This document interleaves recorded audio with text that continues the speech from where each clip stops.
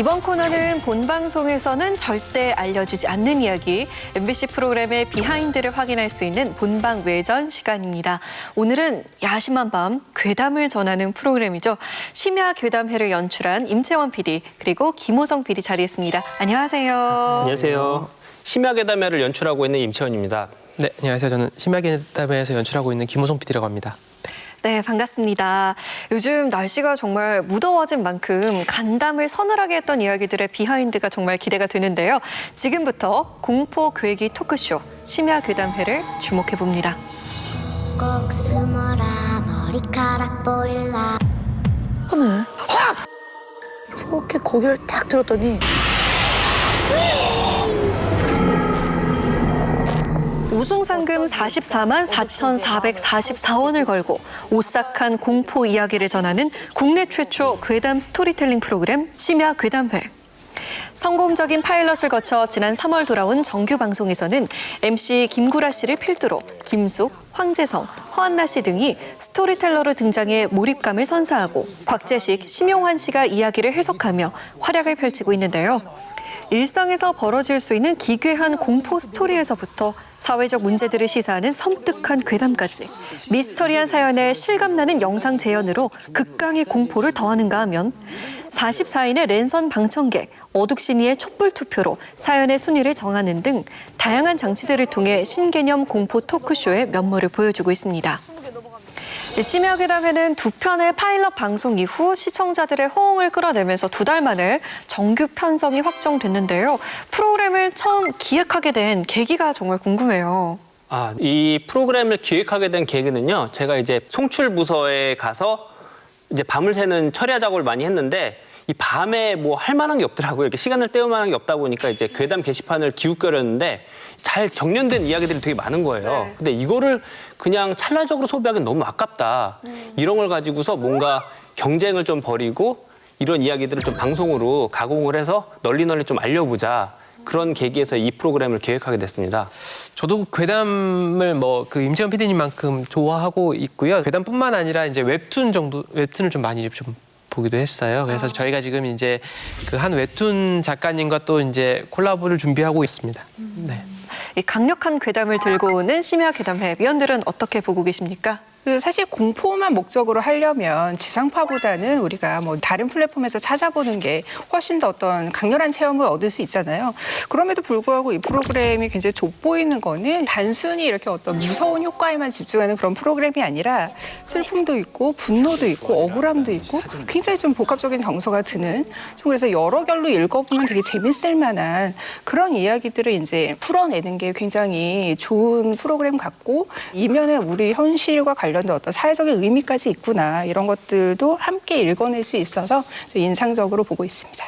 일단 이야기 콘텐츠 자체가 사실과 허구의 경계 사이에 있는 공포 이야기이기 때문에 어떤 전통적인 구비 문화, 이것은 이제 말로 전달하는 것이 가장 효과적이다라는 그런 형태를 재현하면서 거기에 자신만의 독자적인 개성을 만들어 나간 쇼라고 생각을 합니다. 근데 이것의 장점은 뭐냐면 비디오뿐만 아니라 오디오로도 즐길 수 있기 때문에 요새와 같은 어떤 멀티 플랫폼 방송 환경에 잘 맞고, 또한 외부로 이렇게 바이럴되기도 쉬운 그런 방송이 아닌가라는 생각입니다. 페이크 다큐가 그렇잖아요. 마치 진짜 벌어진 일처럼 이제 공포 영화를 연출하는 방식인데, 심야 괴담을 보다 보면은 그런 페이크 다큐 방식의 공포 콘텐츠 같은데, 그러면서도 여러분 이거 사실 페이크예요라고 계속해서 뭔가 이야기를 해주려고 노력하는, 그러니까 좀 이중적인 과제를 수행하는 것 같아요. 이게 아마도 이제 자체 미신 조장의 문제가 생길 수도 있기 때문에 그럴 수 있다고 생각하는데, 그 이중적인 역할을 하는 것 때문에 좀 제작진이 이런 고뇌를 하면서 이걸 만들었겠구나라는 걸 좀 느끼면서 보게 되는 프로그램 같습니다. 자, 그럼 본격적으로 임채원 PD, 김호성 PD와 함께 심야 괴담회에 대한 궁금증 풀어나가 보겠습니다. 공포 장르를 다루는 프로그램의 특성상 촬영이나 편집을 하면서 좀 섬뜩함을 느꼈던 일들도 있을 것 같아요. 제작 과정에서 그런 경험을 한 적이 있으신가요? 이번에 이제 녹화를 하면서 뭐 프롬프터 같은 것들이 이제 자주 끊긴다거나 카메라가 자꾸 라인이 빠진다거나 여러 가지 좀 에피소드들이 있었어요. 그다음에 이제 편집하는 PD들이 네. 이거를 이제 초반에 이제 편집할 때 너무 무서우니까 이제 찬송가를 틀어놓는다거나 아니면 이제 뭐 불경, 독경하는 거 테이블 틀어놓고 이제 편집을 한다든가, 그다음에 이제 줌으로 서로 이제 안부를 물어가면서 편집을 하고 그랬었거든요. 네. 예, 그런 에피소드들이 좀 기억에 남습니다. 이거 얘기하면 또 이게 지금 사실은 탐나는 TV가 아니라 이제 심야 괴담회가 되는데 저희가 이제 한탄강에 촬영을 하러 간 적이 있어요. 물 위의 남자라는 편이었는데 거기서 이제 저희가 이제 발전차를 켜놓고 모든 스태프들이 전부 다 강 반대편으로 넘어가 있는 상태였고 발전차 기사님만 혼자 안에 계셨었어요. 근데 이제 저희가 촬영을 다 끝나고 돌아왔는데 발전차 기사님이 조명 감독님께 조명 감독님 차에 있는 분은 누구세요? 차에 있는 분은 누구세요? 이런 거예요. 그래서 조명 감독님이 제 차에는 아무도 없었는데요. 그랬더니 아닌데 분명히 앞자리에 누가 있었는데 막 이런 얘기를 계속 하시는 거죠. 저희가 그때 당시 그 이야기가 조금 좀 이상하긴 하지만 그냥 넘어갔는데 네.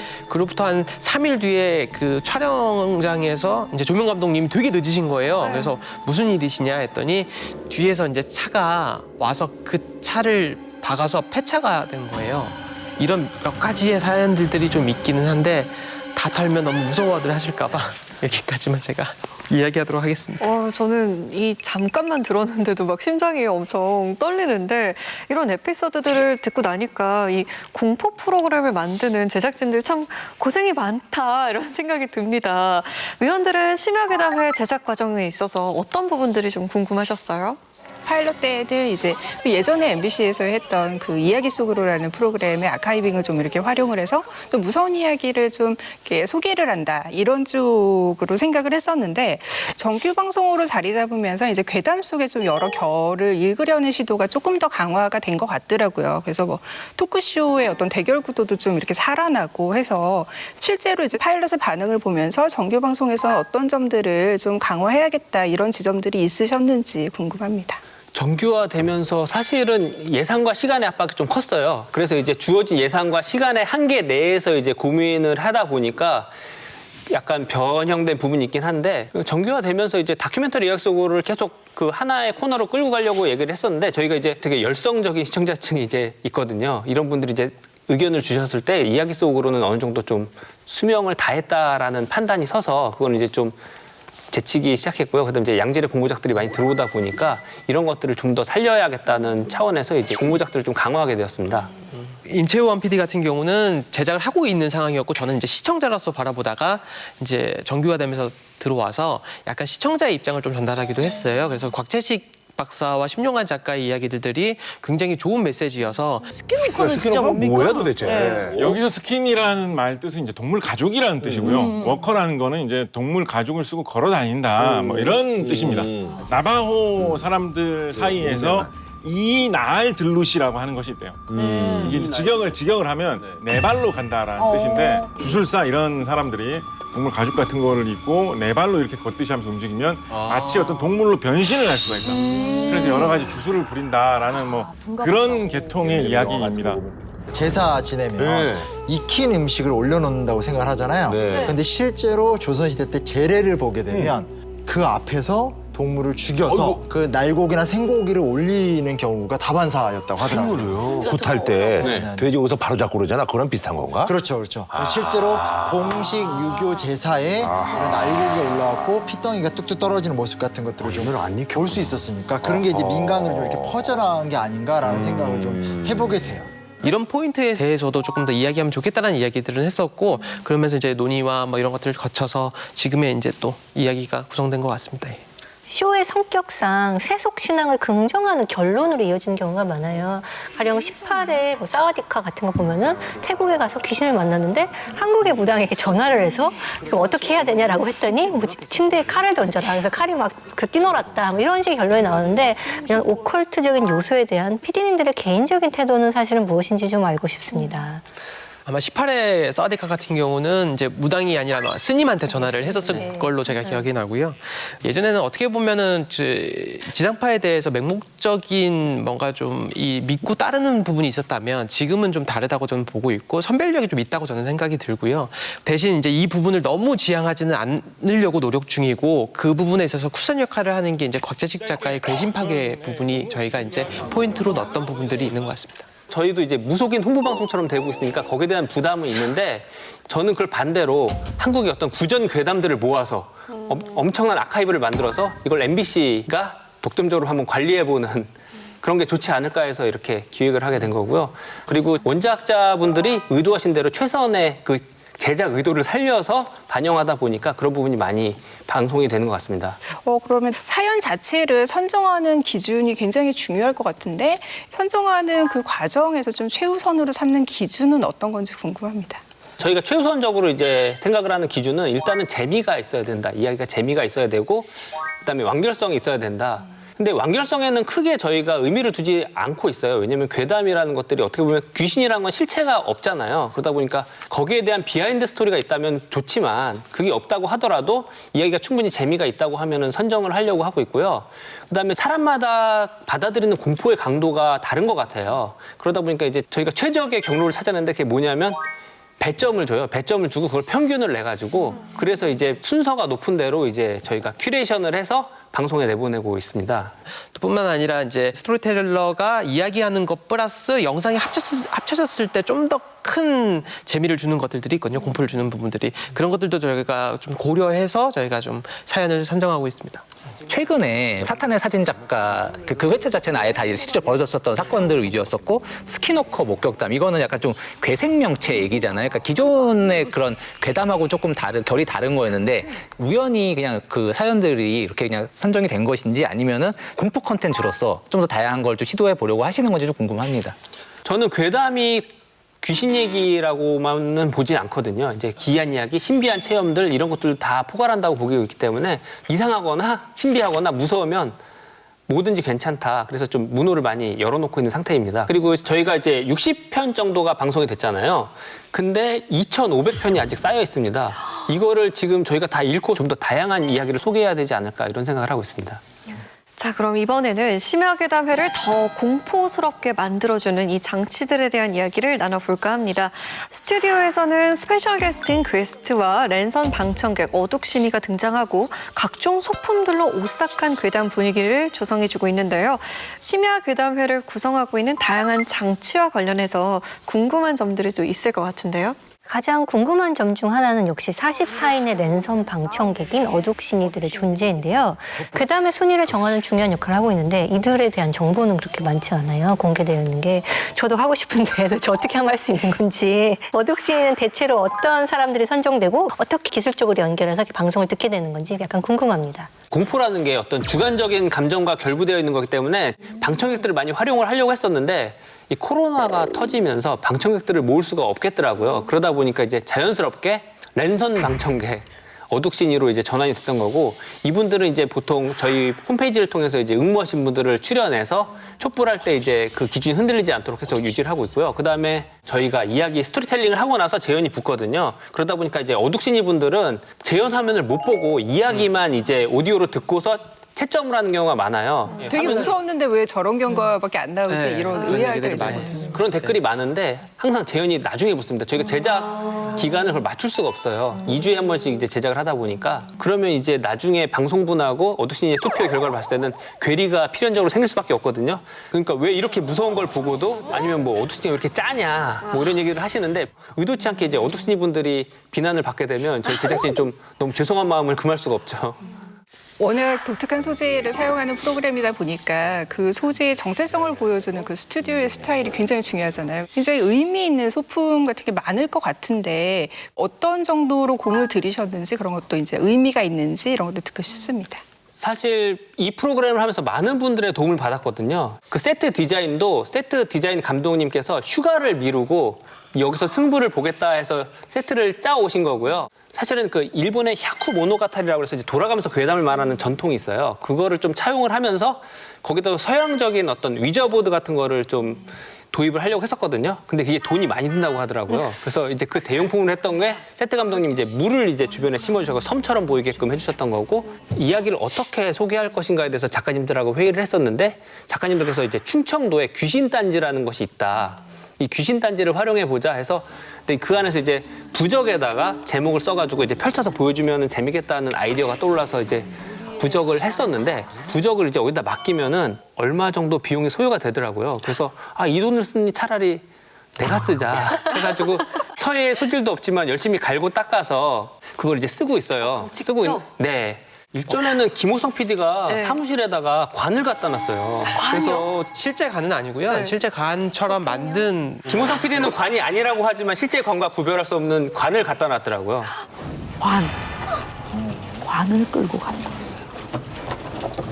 소품실에 가서 이것저것 구하다 없으면 저희가 이제 실제로 의뢰해서 만들기도 하고, 근데 그런 것들이 너무 많아서 사실은 저희 그 복도에 꽉 차 있었어요. 근데 다른 분들이 너무 불편해하셔서 저희가 그거를 이제 따로 이제 창고를 얻어서 이제 그쪽으로 다 이동하기는 했거든요. 근데 소품들이 굉장히 많아요. 이 재현 파트에서는 지금 보면 기존의 아카이브 활용, 뭐 드라마 장면이라든가 재현 영상, 그다음에 약간 만화 같은 일러스트 활용 이렇게 있는데요. 각각의 형식을 사용할 때는 이 경우엔 이게 맞겠다, 저 경우엔 저게 맞겠다 이런 판단이 있으실 것 같아요. 어떤 이유로 선택이 되는지 약간 궁금합니다. 이제 아카이브 활용 같은 경우는 그냥 앞에 이야기를 끌고 가는데 자료 화면이 나오면 조금 이해하는 데 도움이 좀 되겠다라는 부분들은 저희가 아카이브 활용, 재현 부분은 저희가 조금 더 이 부분을 저희가 찍으면 더 무섭겠다 혹은 더 공감하겠다는 부분들은 재현 촬영에 시간을 좀 투자하고 있고요. 반면 이제 일러스트 같은 경우는 그 일러스트의 그 괴기함이 나왔을 때 더 무서운, 그러니까 괴물이라든지 뭐 이렇게 혀가 길게 늘어난다든지 표현할 때는 저희가 이제 일러스트 활용을 좀 많이 하고 있습니다. 그 거제도 폐건물 이 에피소드 같은 경우에서는 약간 이제 실제로 정말 페이크 다큐 같은 뭔가 찍고 있는 김치 뿌이.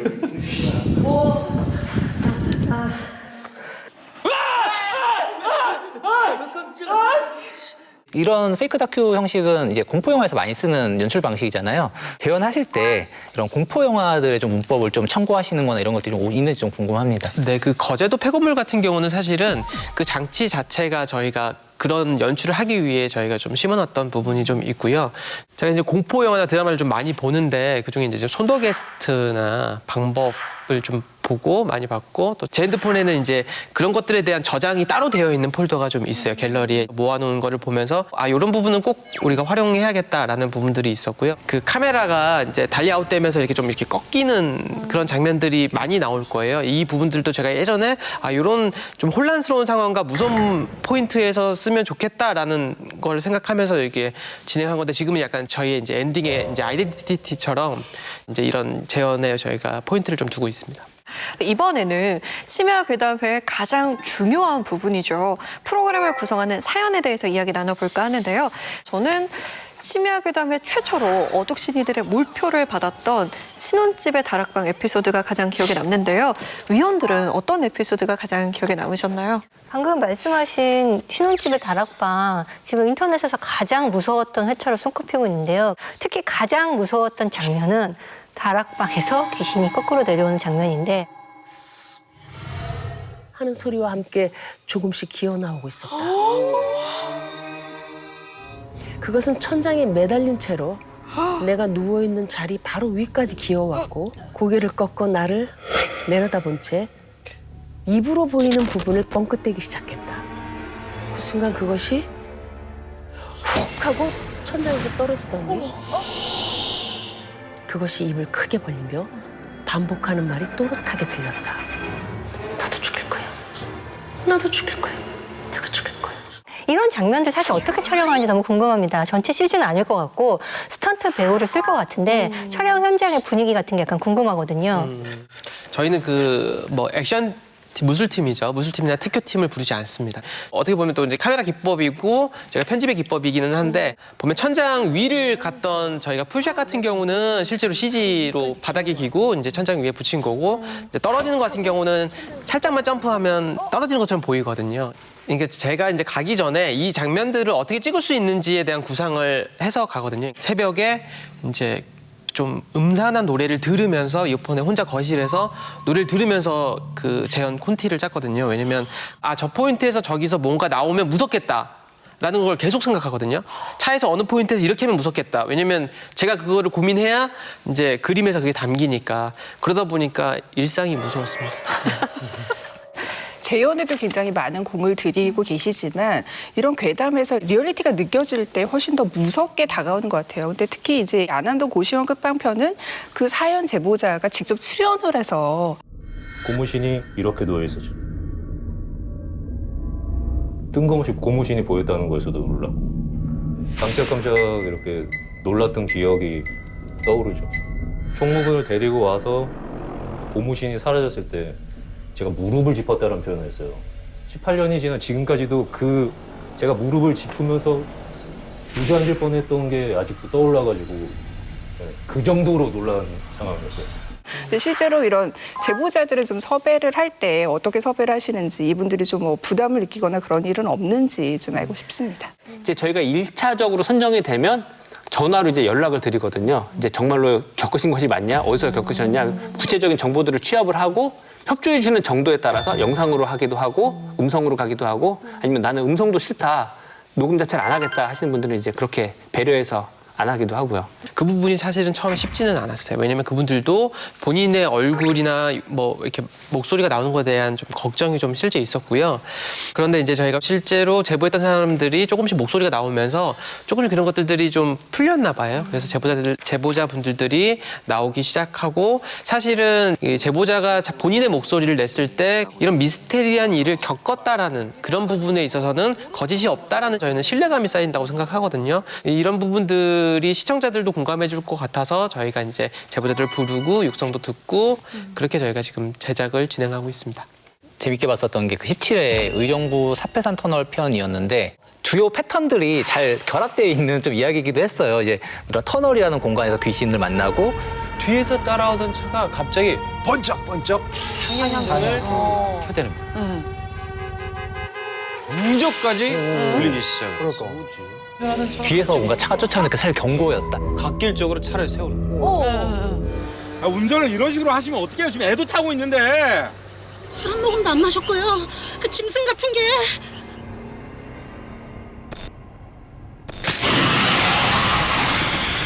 썬루프를 어떻게든 연락을 했다니까요. 아 이거 뭐야. 재밌었는데 다만 이제 좀 마지막이 약간 허무했거든요. 대체 그날 밤 아버지와 제가 목격한 그것은 무엇이었어요? 뭐 이런 경우 만약에 그 귀신의 정체는 무엇이었을까? 저 이걸 좀 추가 취재 같은 걸 해보시는 경우는 없으신지 좀 궁금합니다. 결말이 좀 허무하면 저희가 찍는 데에도 조금 난해한 부분들이 있거든요. 근데 이게 만약에 결말이 완벽했으면 이 사람이 우리한테 제보를 보낼 수 있겠냐 지금. 근데 이 괴담이라는 거 자체가 완벽한 기승전결을 다 이루지는 않더라고요. 근데 거기서 오는 또 공포도 있고 표현했을 때 충분히 무서울 수도 있고 해서 저희가 진행을 하게 됐습니다. 네. 저는 되게 인상적이었던 게 이제 13회에 죽음의 부동산 특집을 했었는데 사연자가 이 일을 경험했었던 배경이 2003년이잖아요. 근데 실제로 그런 우리나라가 외환위기와 금융위기를 잇따라서 거치면서 고시원이 급증을 하던 그런 어떤 사회적인 맥락하고 굉장히 맞아 떨어져서 좀 괴담이 굉장히 좀 생생하게 느껴졌고요. 이런 식으로 어떤 괴담의 사회적인 의미가 들어가면서 훨씬 더 이렇게 결이 풍부해지는 그런 이야기들이 굉장히 흥미로운데 그러면 특집에서 조금 더 이런 점들에 초점을 맞춰서 이렇게 주제를 정하시는 건지 궁금합니다. 괴담에서 저희가 사회적 의미를 발견한다기보다는 사회적 의미를 담고 있는 괴담이 좋은 괴담인 것 같아요. 그러니까 저희가 이제 골라보니까 보통 열악한 이런 주거 환경에서 보통 귀신들이 나오거든요. 그리고 거기 살던 분들은 또 평탄한 삶을 사신 분들이 아니에요. 이런 것들을 통해서 제가 하고자 하는 메시지를 좀 잘 전달할 수 있겠구나 하는 생각이 들었어요. 왜냐하면 제가 이제 피드수첩을 연출하면서 어느 정도 형식상의 한계를 느꼈거든요. 제가 아무리 좋은 메시지를 던진다 하더라도 이 탐사보도라는 형식이 시청자들하고 잘 맞지 않으면 이게 잘 전달될 수 없겠구나. 이런 것들을 효율적으로 전달하기 위해서는 좀 더 이제 친근하게 다가갈 수 있는 그런 수단을 좀 강구해야겠다는 생각에 이런 프로그램에 좀 그런 기획의도를 녹아 들어간 게 아닌가 하는 생각이 듭니다. 네, 하나의 에피소드가 정말 수많은 고민들을 거쳐서 완성됐다는 것을 확인할 수 있었는데요.